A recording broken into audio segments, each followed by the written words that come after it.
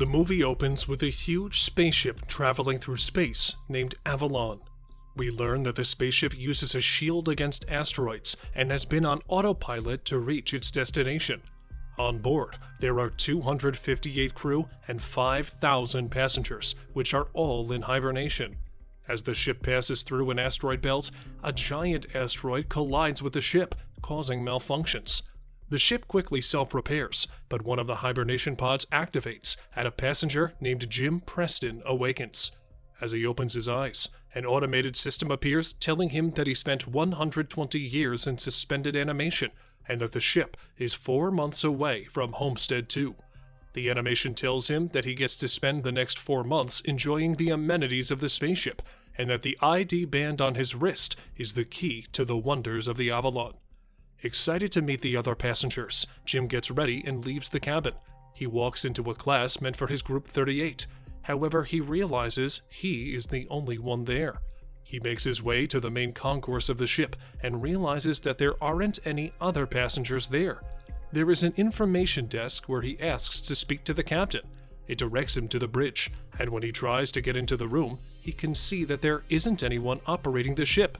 Jim goes to the observatory and asks about Homestead.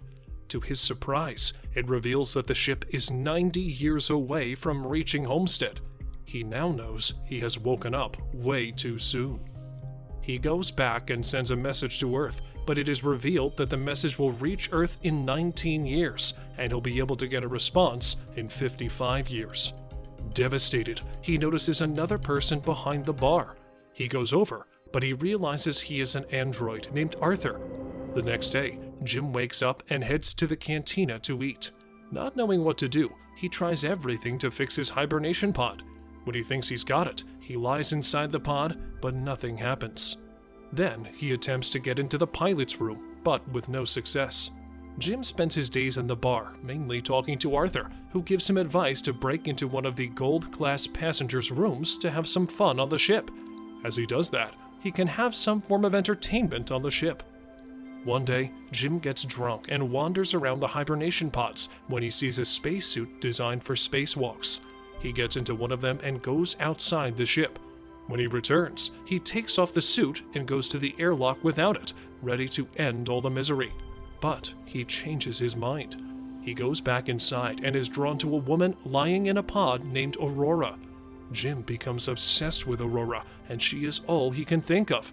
He even gets the idea of waking her up, just so he could have some company. After talking to Arthur about it, he changes his mind, but as time goes on, he can't seem to shake the idea out of his head, so he decides to go for it. He goes to her pod and wakes her up, then hides. At this point, a year has passed since Jim has woken up. He reaches the main concourse in hopes of finding her, and he does. He talks to Aurora, explaining to her that they are the only 2 passengers awake. She freaks out and wants to get back into her pod, but Jim explains that it's impossible. Jim sends her to her room and then goes to the bar, feeling regretful about what he did, and asks Arthur not to tell Aurora that he woke her up.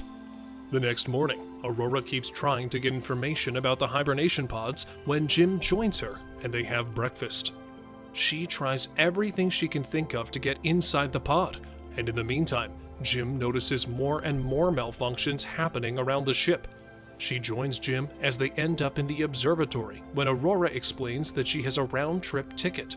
She wants to spend 2 years on Homestead 2, then get back to Earth and become the first journalist that has ever done that. As Aurora slowly gives up any hope of that happening, Jim tries to cheer her up. Sometime later, the two go on a date at the bar. They have dinner and spend some time talking about their lives. Afterward, Jim takes her to the spacesuit and goes out for a spacewalk together. When they return, they end up sleeping together. Afterward, the two begin living as a couple. As Aurora's birthday comes up, they celebrate it at the bar. When Jim leaves, we can see him preparing a ring for her. Back at the bar, Aurora chats with Arthur, when all of a sudden, Arthur tells Aurora that Jim woke her up intentionally, unaware that Jim was still keeping that a secret. When Jim comes back, she confronts him and leaves angry. The next day, he runs into her in the cantina, but she refuses to speak to him. Jim tries everything he can to apologize and explain his actions to her. He further tells her that he is in love with her, but Aurora doesn't care. Over the next few days, more and more malfunctions happen on the ship. Aurora notices that the food dispensary is malfunctioning as well as the elevators. Suddenly, both Jim and Aurora hear the voice of the deck chief over the comms. Both of them run towards the tree and see Gus Mancuso standing in front of the tree. They introduce themselves and explain their situation. He takes them to the bridge, and they discover that there is something wrong with the ship. Mancuso goes to the pods where he sees what Jim has done to Aurora's pod. Later, he is at the bridge checking all the collected data when Aurora walks in. He starts feeling the hibernation sickness and goes to his cabin to rest, but as he does, he coughs up blood. Later that night, the three of them are back on the bridge trying to fix the ship. Mancuso reveals that something happened 2 years ago that caused the malfunctions, and they have to fix it. As they go to find the problem, Mancuso faints, and they take him to the infirmary. It's revealed that Mancuso is dying, and there is no cure or a way to prolong it. Sometime later, the three of them meet, and Mancuso gives Jim his ID bracelet, telling him to fix the ship before he passes away. Suddenly, the lights inside the ship change, and the entire ship starts shaking. They begin looking for the issue and find it at the power plant. As they open the hatch, Aurora immediately gets sucked in. An asteroid has caused a breach in the area. Jim gets sucked inside as well, but they quickly manage to conceal the breach. They notice that there is more than one breach, and as they follow them, they see that it has hit the reactor control computer. Jim finds a part to fix it, but the process of venting the reactor still fails. The only way to cool down the reactor would be to open the vent door from the outside.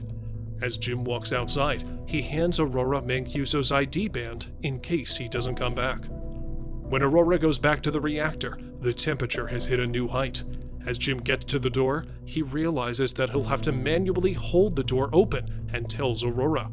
Although she doesn't like the plan, he goes ahead and opens the door. The fumes from the reactor push Jim away from the door and break his tether.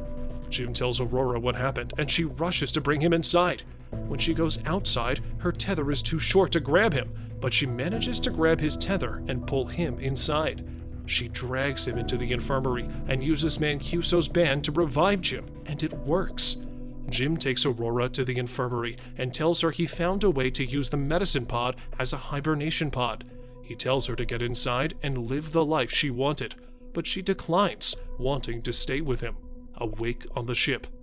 88 years later, the Avalon reaches Homestead 2, and everyone on board awakens only to find the ship in a very unusual state. Aurora leaves them a message about the life she and Jim had while the rest of them were sleeping.